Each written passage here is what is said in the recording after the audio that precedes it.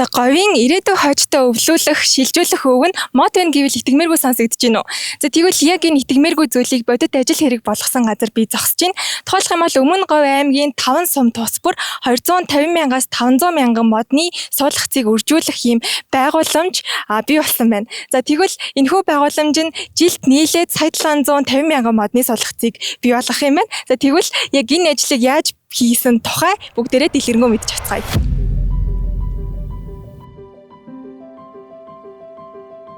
Ерөнхийлөгчийн санаачилсан тэрбум мод үндэсний хөдөлгөөнд манай компани 2021 онд анх нэгдэн ороод тэгээд 100 сая мод хөтөлбөр хэрэгжүүлэхээр басан байгаа.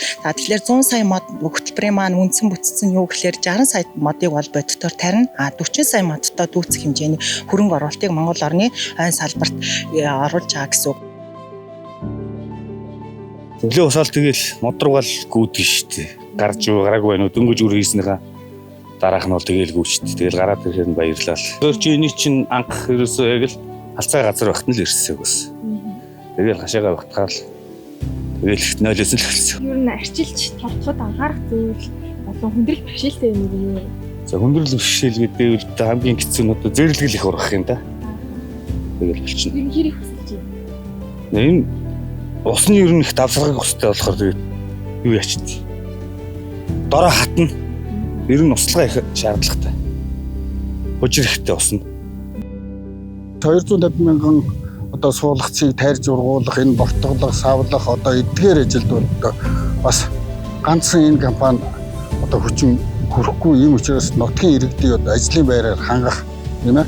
Одоо явж үр цуглуулах. За энэ дээр одоо бортгонд одоо энэ одоо бортгонууд байна. Энэ бортгонуудыг чинь одоо савлах ингээ гар ажиллагаа асар их байдаг учраас энэ дээр бол одоо хөдөлмөр эрхлэлтийн албанд бүртгэл бүхэн иргэдийн ажлын байраар хангах ийм ажлуудаар бол одоо хангагдаж байна.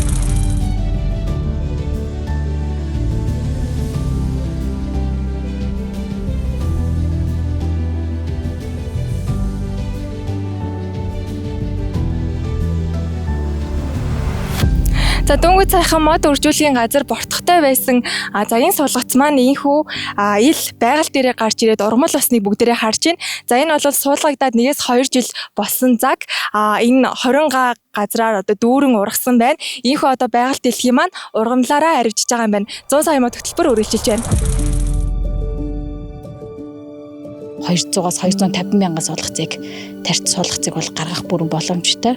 За үүнээсээ бол ерөнхийдөө нэг 20 мянган буюу 10% хамбогс мэсэг даргаанд хамгийн газар буюу орон нутагт өгөөд за үлдсэн хувийг зарж одоо ерөнхийдөө ашиг олох тийм зорилготой мод үржүүлгийн газар байж байгаа. За мод үржүүлгийн газар бол нийтдээ одоо нэг 5-аас 6 зүйлийн мод сөөг ботлог ургамлуудыг тариалж байгаа. За энэ дотроо бол ерөнхийдөө бид нар яг барьж байгаа бодлого гэх юм бол заавал яг юу гэдэг гоёлын мод ч юм уу тийм байдлаар биш. Яг байгалийн говьд ургадаг дасан зохицсон тийм моднуудыг тарьж ургуулъя гэсэн тийм зорилготойгоор модныхоо төрөл зүйл цортыг бол сонгоо явьж байгаа. Тэгээ дээрээс нь одоо бас битэд ингээд хэрвээ та хэд маань анзаарч байгаа бол төслийн талбай болгон дээр очиход хашаалцсан байгаа даа. Хашаалж байгаа гол шалтгаан нь болохоор мал амьтны хөлөөс хол бэлчээрхлээс хамгаалж өгж байгаа байхгүй. Ургамлаа ядаж эхний 3 жил нь амтын ургамл мал ирж идэхээс хамгаалж чадах юм бол эргээд энэ ургамал маань байгаль дээрээ өөрөө одоо бие даагаад амьдрах чадвартай болно гэж үзэж байгаа. Хамгийн гол нь тасралтгүй энэ говийн хатуу ширээ нөхцөлд одоо услахын арчилгааных нь асуудлыг шийдвэрлэх нь маш чухал байж байгаа. Энэ дээр бол сум орон нутаг тодорхой хэмжээний одоо төсөв санхүү жил бүрийнхээ төсөвт суулгаад ойлгох хамаатайгаа хамтраад ингээд явж байгаа. Гинхүү мод үржүүлэг маань ерөнхийдөө яг одоо сумын цэвэрлэх байгууламжийн хажууд байж байдаг. Тэгэхээр яг анх энэ мод үржүүлгийг төлөвлөж бий болохдоо бид нэр ерөнхийдөө сумаас гарсан бохир усаа цэвэршүүлээд за саарл ус болгоод үүгээрээ модоо устгалъя гэсэн ийм төлөвлөгөөтэй ажилласан. За одоо бол ерөнхийдөө тэр ажил маань мөн үйл адил төлөвлөгдөө цаашдаа одоо бид нэр ерөнхийдөө цэвэрлэх байгууламжийг дахин цэвэрлэх байгууламжийн усыг дахиад цэвэршүүлэх ийм ажлуудыг төлөвлөд явж байгаа гэсэн үг. Энэ нь бол ерөнхийдөө яг говийн нөхцөлд бол одоо хам богдын хувьд гэх юм бол Монгол орнд хамгийн өндөр усны ууршилттай газар байхгүй юу. Тэгээ хэдийгээр бохир усч байсан энийг бол ингээд ууршуулна гэдэг бол хайрна.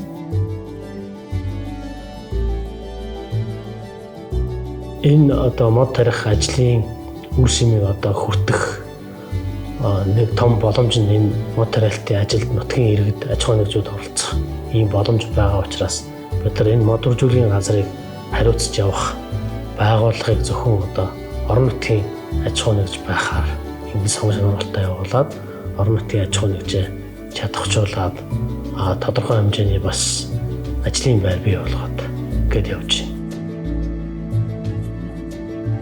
Энэ байгууллагууд ингэж бий болж байгаа. Дээр нь үлдсэн 3 суманд ч гэсэндээ бид нар дандаа мэрэгжлийн орон нутгийн гэсэн энэ байгууллагуудыг ингэж ажилуулснаар цаашаад энэ тэрбум мод үндэсний хөдөлгөөн маань саарахгүйгээр тогт туртаа олон жилдээ яг энэ үндсэн үйл ажиллагаагаа явуулаад ингээд явуулах нь л бидний гол зорилго байгаа. Бид нар зүгээр бариад орхичихгүй, бариад хүлээлгээд өгөөд орхичихгүй. Энэ мод үржүүлгийн газрууд маань цаашдаа бий даагаад мэрэгжлийн урт хугацаанд тогтвортой явах нөхцөлийг нь хангах зорилгоор эхлэлийн хөрөнгө оруулалт буюу мод үржүүлгээ барьж байгуулж өгөхөөс гадна үйл ажиллагааны зардлыг нь 2 жил хариуцнаа гэж. За энэ хугацаанд мод үржүүлгийн газар өөрсдийн гэсэн эргэлтийн хөрөнгөтэй хүмүүс нь чадварчсан, туршлагатай болсон, за өөрсдөө бас зах зээл дээр бүтээгдэхүүнээ зараад орлоготой болчих ийм боломжтой болно гэж үзэж байна.